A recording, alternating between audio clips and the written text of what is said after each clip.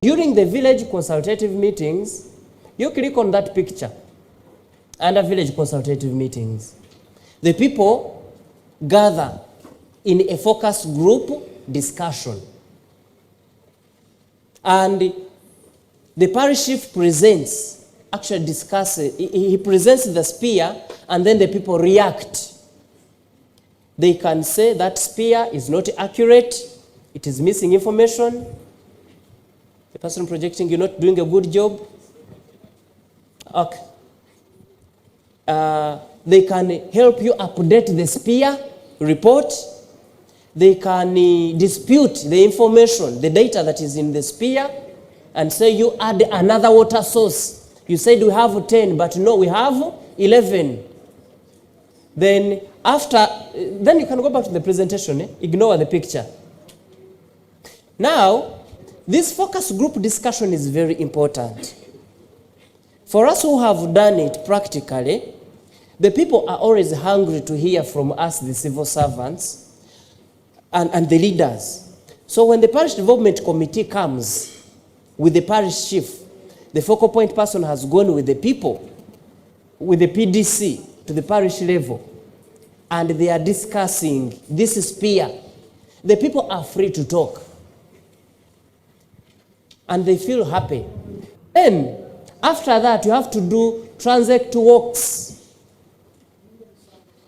and spear verification or validation. We have discussed the spear during the focus group discussion. And during that discussion, we have agreed that we are going to visit these different sites where the people propose to put projects. They have highlighted some problems that have been outstanding for a long time, and the community has failed to solve them. Therefore, can we go in a transact work? We visit those sites. Maybe we can get solutions as a community. Can we look at these proposed project sites and see how good they are? Are there some encumbrances? How can we go about them? So the transact work is not just a walk. You don't walk while laughing. And can you click on that picture for the transact walk? So that we see. Because at specific points, like there is a where in my district, in a certain village called Ruvumu, people were having a problem. I want to...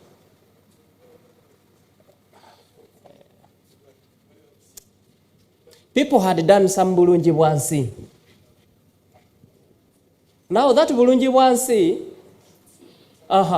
the picture is not clear, but you see that man pointing. He is saying, now members, as we proposed, we want to shift the health center to this site. All this land is ours, it belongs to this parish.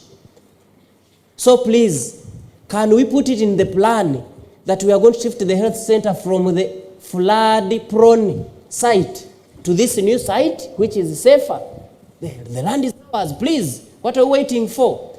So, then there was another scenario. Now, in front here, this is our OWC coordinator for the whole district. He was with us. Then on this particular one, the doctor had also come to witness. And now, here, all these were Bulungi Bwansi roads. People were having some challenges, and they wanted to go to those sites where there are problems so that they solve them as a community. That was a big stone which they couldn't remove using their rudimentary tools and their hands. So they had to think together and say, now what can we do? Under guidance from the technical wing. Can we get some, is it baluti? In fact, that's what they agreed, that they now contact the district and see how some baluti can be organized, and they break that stone into pieces. Then here, that machine in another village called Mwaro, that machine is for crushing stones. The guy was using petrol, so he was spending a lot of money when crushing the stones. So the resolution was that the electricity grid should now be extended to this site so that the machine starts using electricity. Now, the parish chief did not know that this man was making a lot of money. It was a source of revenue, but the parish chief was not aware. So from that day, the parish chief started going there to say, Sevokati, can we talk and see? You get it? So some revenue sources may be hidden, and you discover them during the transact work. Some people may be operating illegally in the parish, bringing hazardous material. And as a community, they discover the material and see how amicably they can arrive at a solution with the project owner without causing problems. Then here, this was kind of, it was also some Bulungi. In front there after this, there is a man who had refused. He never wanted the community, the inter-village road to go through his land. So, when the community reached his garden, it was as small as this, there was a discussion. They were asking him, but you man, all these roads have gone through people's lands. People accepted unconditionally. For you asking for compensation before you allow an inter-village road to go through. The man said, yes, I want to be compensated. But through creativity and innovation, there was a solution. One of the members was like, but you people, this man has never gotten PDM money. The man is very angry. He's poor. He wants to invest, but he doesn't have capital. Parish chief refused to give him this PDM money. Then the man was like, oh, you see, they refused. Chief is bad, chairman is bad. That's why I refuse these things. Then I was like, now you people, Chief, can you see how to help this man access PRF? Chief was like, Doctor, next time I'm going to do it, I'll give him PDM money. Then the man was like, okay, if it is like that, then on Wednesday you come. Make bulungi bwansi, let the road go through. I love development. I love development. Omusajja n'alokoka from that time. Are we together? So that was a long-standing problem which was retarding the parish development. But with the community intervention, collective intervention, they came as a team. They put their heads together. There was serious creativity and innovation. The problem was solved. Recently I went there and the road is now working. It is motorable. Okay? And the man is waiting for PDM money, this batch which is coming, which is okay. Because it was subsistent and it was illegal, really. It was fit for him to get the PDM money. So that is why the transact work is very important. Maybe another function of the transact work, I'm emphasizing it because it is an important component. You cannot know where you are going if you don't understand where you are coming from and where you are. Where you are is the sphere, state of the parish economy and the asset register. Yes, I am here. But how was the situation? Before, how was it? The elders in the community should be able to tell us that in the past, this road was not there, but now it is there. In the past, you people, you come, there was a deep tank here for our cattle, but look at it. It is now dilapidated. Our animals are dying. Can we revive it and bring it back? Okay? Now, one problem is that when you talk about mentioning the past, the baseline of the past, how things were in the past, and how it is now, and you want to compare, some people start saying, but now you're talking about Museveni. It's because he has done it. He has done some things. Let us mention them. Let us mention them. Those which have deteriorated, we mention them and see how they can be revived. Those which were never tackled can be tackled, and the methods can be devised during that transit walk. Are we together? We remove the bias, we remove those lenses of politics, we put on technical lenses, and then we do things objectively. Now, and don't fear to talk about the projects that are not doing well. It's okay during parish action planning. Please talk about what is not doing well. Talk about what is doing well. The president himself doesn't like being praised for fake things. If something is very good, yes, praise him. But don't start sugarcoating. But at the same time, if things are good, don't start lying that they are bad. Still, that's not realism. Now, I have delayed, you can close that. The transact walk has followed focus group discussions or community consultative meetings. So those components, the sphere was generated, followed by the community consultative meetings, the transact walks. Now, during the consultative meetings and the transact walks, you get a collection of village needs, people's needs, community needs. And the community sits down to rank those needs in order of urgency and importance.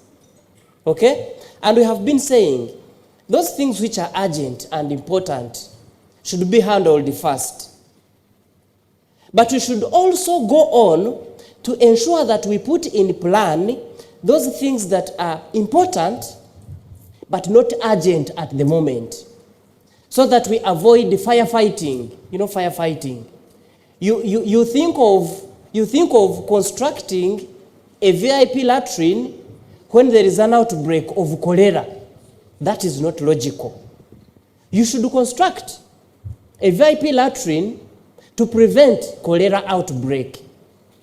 So, logic tells us, really, we have to ensure that we do things systematically so that we address the primary cause, not the symptom.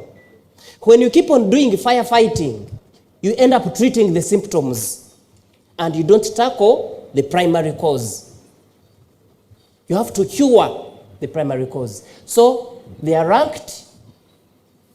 After being ranked in order of importance and urgency, they are consolidated into a draft parish action plan.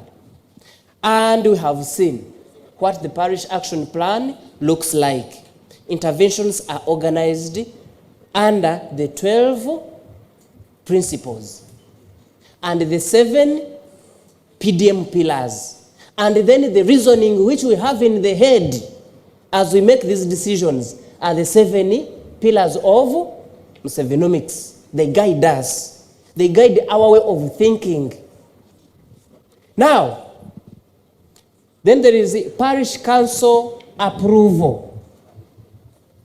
The parish council has all those village councils. The 11 people, all the 11 per village will come from the village. They meet at the parish level. They discuss the parish action plan. They can make modifications. Remember, they are in charge of their development. And then, once the parish council is satisfied and it has agreed, reached a consensus, the LC2 chairperson signs the plan. Down at the forward, I told you there is a provision for the LC2 chairperson to sign. Then, the parish chief submits to the sub-county chief, so that the sub-county council can sit, deliberate, and see how things are going to be handled. Consolidate these plans into the sub-county PDM implementation action plan. Now, in the plan we said, the source of funding is specified. Those that can be handled by self-help, Bulungi or other self-help interventions will be handled by the people at parish level. Then the sub-county will handle what it can according to the resources available. Then what it cannot handle, it will forward to the district. So the sub-county chief will forward to the COW or the town clerk. The district will handle what it can. And what is too big for the district, then the ministries will come in. But everything has to be specified in the plan. And the whole idea is, these politicians, for example, they have to submit rationally. If an LC3 councillor or LC5 councillor is standing on the floor of council, what is their point of reference? They should be having a copy of this parish action plan or the sub-county PDM implementation action plan, so that what they are speaking is from that plan. And what they will be mentioning will be the people's needs, because they're the people who generated the parish action plan. We don't want them to meander around this time. They should know what the people want. So Dr. Katani mentioned it, that what is leadership for if we don't have a formula for solving people's problems? And it is President Museveni who said that. So the formula is, you have to understand people's problems. You apply the 7 pillars, and then you bring a rational, a reasonable, a real, a logical intervention or solution. Okay? You apply your creativity and innovation to arrive at those answers. So when I talk of escalation for funding, that's what I've been talking about. What you cannot manage, you push to the next level. But so the heads of department at district level have to receive these priorities from parishes before they start making their annual work plans. Before you allocate PMG development and extension development, Simanyi transitional money, Uganda Road Fund, whatever, please, can you first know the priorities of the people through the parish action plans and incorporate the parish priorities into the district budget and work plan? It is a common query nowadays. Alignment of district work plans and budgets to PDM. So this is the alignment we are talking about. You know, sometimes they query us and we don't even understand what they are querying. You're like, but what is alignment? Alignment is receive the priorities from the parishes. Look into them. Look at what is meant for you to implement and implement it. What you cannot manage, push it to the national level. Okay? When the auditors come, you will set clear this was the plan from the parish. These are the plans. What you were able to incorporate into the district budgets and work plans are these ones. Out of these, we implemented these. These were not implemented. We forwarded them to the national level with evidence, please. That is alignment now. Okay? So, escalation. Distribution to stakeholders, at least this is an open document. It is an open document. Even these NGOs, the private sector should be able to look into this plan and see where they fit in. If the parishioners are saying, yes, we are going to try to get help from the private sector, can a certain bank come in, or an NGO or an CSO or an implementing partner in that parish by looking at the plan? Because the ultimate objective is to solve people's problems. If you cannot solve people's problems, whatever you're doing is in vain. It is useless. You're being paid for nothing because you haven't solved anyone's problem in the community. Then lastly, you follow up for implementation in form of annual work plans and budgets. So to sum it up, this is the last slide. We have to do data-driven planning. We ensure community sovereignty. We allow people to make their decisions. We do practical capacity building We train the people involved in implementation. We keep on supporting them, where we are bringing in even the community-based facilitators to supplement the effort of the agricultural extension workers. And lastly, we ensure inclusive prosperity by ensuring equitable distribution of resources. I want to thank you. Okay.